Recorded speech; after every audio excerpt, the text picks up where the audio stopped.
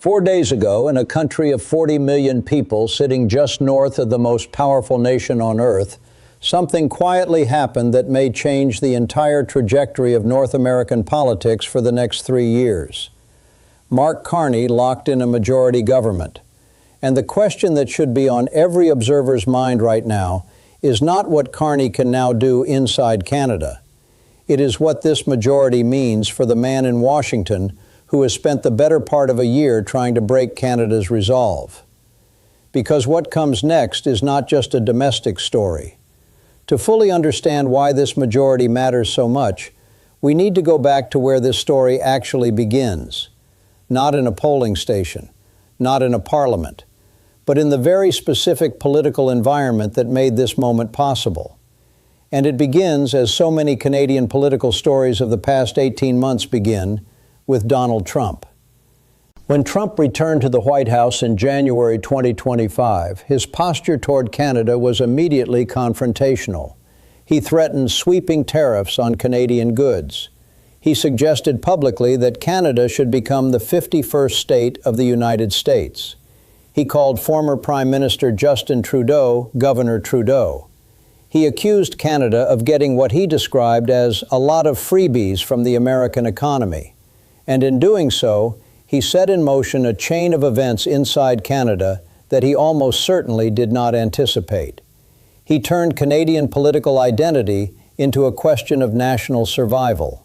And in that environment, a quiet, methodical, analytically precise former central banker named Mark Carney became exactly the kind of leader Canadians felt the moment demanded.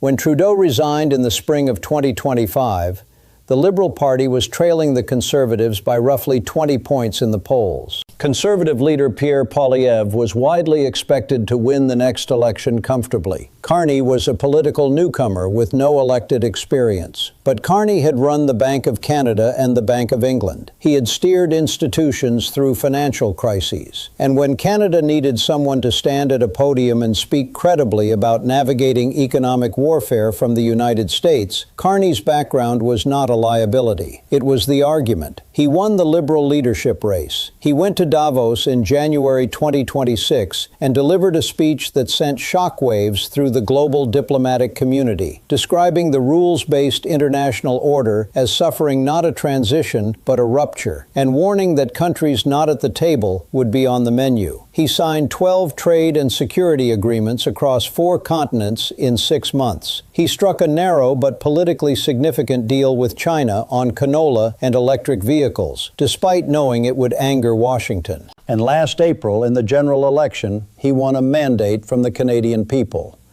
But he fell 3 seats short of a majority. That 3-seat gap mattered enormously. In a minority government, every piece of legislation requires the support of at least one other party. Every confidence vote is a potential trigger for an election. Every opposition committee chair can slow down or derail the government's agenda.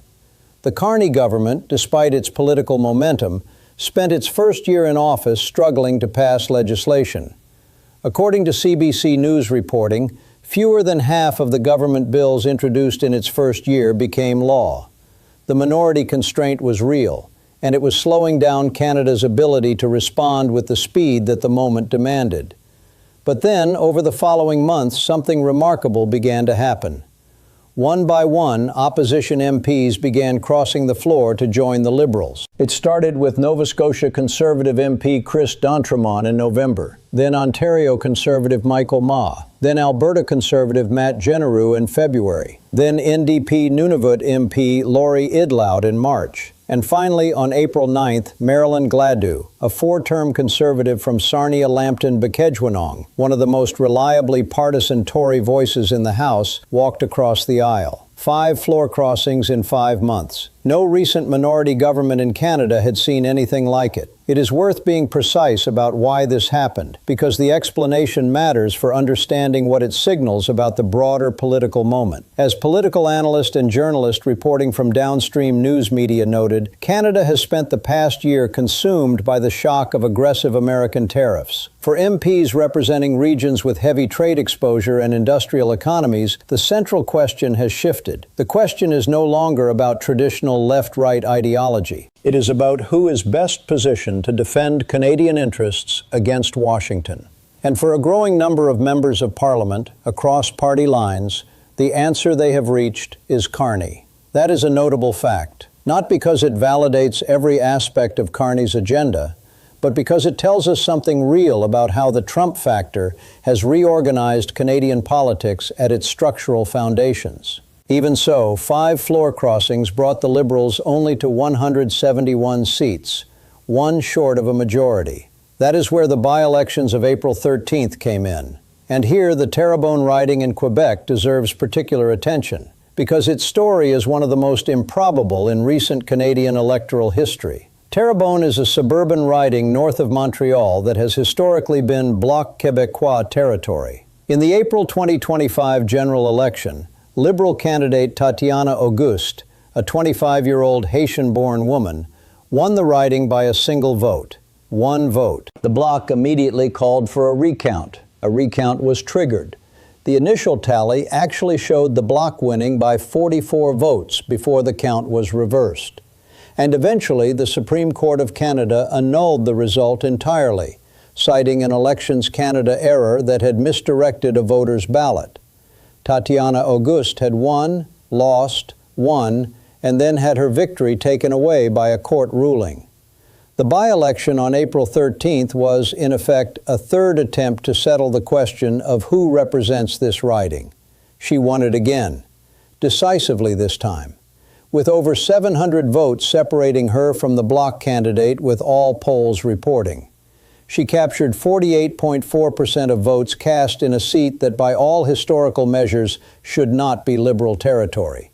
And that victory, on top of the 2 Toronto wins in Scarborough Southwest and University Rosedale, where the Liberal candidates won with roughly 70% and 65% of the vote respectively, pushed the Liberals to 174 seats, 2 above the 172-seat majority threshold. Canada now has its first majority Liberal government since 2019. In his statement early Tuesday morning, Prime Minister Carney said that voters had placed their trust in the government's plan. He described the moment as requiring humility and determination, and promised to work in collaboration with other parties. He also made a point of signaling speed. The work ahead, he said, demands ambition to deliver at the scale Canadians are counting on. That last phrase is not accidental language. It is a direct signal that the government intends to move quickly now that it can. But it is also important to acknowledge the legitimate questions this majority raises, because honest analysis requires it. Conservative leader Pierre Poilievre was blunt in his response, stating publicly that the Liberals did not win a majority through a general election or through Monday's by-elections, but through what he described as backroom deals with politicians who betrayed the people who voted for them. That critique deserves to be addressed rather than dismissed. Floor crossing is legal under Canadian parliamentary rules, and it has a long historical precedent going back to the country's first parliament. But it is also the case that the voters who elected those 5 MPs did not vote Liberal. They voted Conservative or NDP. Whether the extraordinary circumstances of the Trump-era trade war justify crossing that democratic line is a question that reasonable Canadians can and do disagree on. The NDP described the crossings as evidence of 2 conservative parties in the House of Commons. The Bloc Québécois asked pointedly whether progressive Liberals now have anyone speaking for them in the caucus. These are legitimate tensions within Carney's Big Tent coalition, and they will not disappear simply because the majority has been secured. Marilyn Gladue, one of the conservative defectors, has spoken publicly against abortion rights, a position that directly contradicts what has historically been core Liberal Party policy. She has pledged to vote with the Liberals on that issue, but the presence of socially conservative voices within the Liberal caucus creates a real ideological stress test that the government will eventually have to manage. Reports from the Tyee and other Canadian outlets suggest that as many as 8 more MPs from various parties may be considering similar moves. If that happens, the coalition Carney is assembling will become even more ideologically diverse and potentially more difficult to hold together on contentious legislation.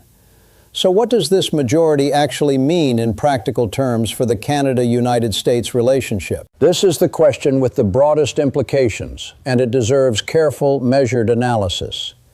The July 1st CUSMA review is less than 11 weeks away. That review, as the Globe and Mail has described it, is a ticking time bomb provision that will determine whether the next decade of North American trade unfolds under predictable rules or prolonged uncertainty. Trump has called the agreement irrelevant. He has said it may have served its purpose.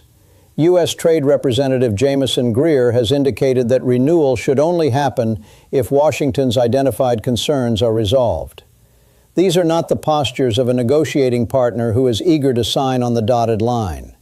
Before the majority, Carney was entering those negotiations as a minority prime minister who could theoretically be toppled by a confidence vote at any moment. That is not a position of strength at a negotiating table. A government that could fall in 6 months is a government whose commitments are inherently fragile. Now, Carney can credibly commit to Canada's negotiating position through at least October 2029, the date of the next scheduled general election. He does not need to seek support from other parties to sustain his government. He can make long-term commitments and back them with political durability. For the counterparts sitting across the table in Washington, that changes the calculus. It does not make the negotiations simple. The underlying tensions over tariffs on steel, aluminum, automobiles, softwood lumber, and the potential Chinese EV complication remain unresolved. But it removes one of the structural vulnerabilities that made Canada's negotiating position more precarious than it needed to be. Carney's legislative agenda also moves forward on a faster timeline. The energy export expansion agenda, which includes liquefied natural gas infrastructure and critical minerals development, can now be advanced without requiring multi-party negotiation at every step. The online harms bill, which had been stalled in committee, moves toward passage. Buy Canadian procurement policies that were announced but not yet legislated can now be enacted. Canada's stated goal of reducing its dependence on the American market from roughly 76% of its total exports, a figure that represents an extraordinary concentration of economic risk, can now be pursued with more institutional speed and stability. Carney's strategy on dealing with Trump, which he has described publicly as respect without obsequiousness, can now be applied from a position of greater domestic stability. He is not distracted by parliamentary management. He is not vulnerable to opposition tactics that could force an early election. He can take positions that may irritate Washington without worrying that the political fallout at home will cost him his government. That matters enormously in the specific context of a CUSMA negotiation, where the Trump administration has shown a clear willingness to use economic pressure as a first resort. The Terrebonne win carries a particular symbolic dimension worth noting. Quebec has historically been a region where the Liberal Party has faced significant political headwinds, partly due to language politics, partly due to the strength of the Bloc Québécois, and partly due to specific policy grievances over the years. The fact that Carney's Liberals now hold Terrebonne, a seat won against a separatist party in what was described by CBC as a result that signals Carney has not lost his shine in Quebec, matters not just numerically but politically. A prime minister who can hold suburban Quebec in the face of strong bloc competition has a degree of national legitimacy that transcends the parliament's arithmetic. There are, however, two important caveats that honest analysis requires. First, a majority of 174 seats is a narrow majority. With 343 seats in the House of Commons, 172 is the bare minimum required. At 174, Carney has a two-seat buffer. If two Liberal MPs are absent, ill, or break with the government on a confidence vote, that buffer disappears. There are already reports that one Liberal MP, Nathaniel Erskine Smith, is considering a run at the provincial level in Ontario. That would trigger another by-election. In the life of any parliament, unexpected departures happen. The majority is real, but it is not spacious. Second, the ideological coalition Carney has assembled, drawing together centrist liberals, moderate conservatives, and at least one NDP member, will face tests when legislation comes forward that divides socially progressive liberals from the new arrivals. How Carney manages those internal tensions will be as important to the durability of his majority as the seat count. What we are watching, viewed from the widest possible lens, is a significant but carefully qualified shift in the Canadian political balance. Carney has gone from leading a fragile minority government that was struggling to pass its own legislation to leading a stable majority government with a mandate that could extend to the end of this decade. He has done it through a combination of personal political appeal, a national mood shaped by the specific pressures of the Trump era, and a parliamentary strategy that made use of every legitimate tool available to him. The result is a Canada that enters the critical CUSMA negotiations in July with a more stable domestic foundation than it had even 2 weeks ago. For Washington, the question is whether that stability will be read as an opportunity for genuine negotiation or as a provocation requiring a sharper response. Trump's public comments about Canada have ranged from friendly to hostile within the span of a single news cycle. Predicting his reaction to a Carney majority requires acknowledging that uncertainty rather than pretending it does not exist. What can be said with confidence is that Canada now has a government that can sustain a negotiating position, absorb political pressure without collapsing, and make credible long-term commitments. That is not a guarantee of a good outcome, but it is a better starting point than what existed before Monday night. Watch the CUSMA talks as they move toward the July deadline. Watch whether Carney moves quickly on his energy and trade diversification agenda, particularly with Europe and with Asia. Watch how the ideological tensions inside his expanded caucus express themselves when specific legislation comes forward. And watch whether the Quebec momentum that Terrebonne represents translates into broader liberal strength in the province heading into 2029. The majority is secured. The harder questions of what Carney does with it and how the relationship with Washington evolves from here are only just beginning. If this analysis helped you understand not just the headline, but the real forces behind it, make sure you subscribe and let us know in the comments what you think. Is Carney's majority a turning point in the Canada-United States dynamic, or does Trump hold enough cards to make it irrelevant? That debate is very much still open.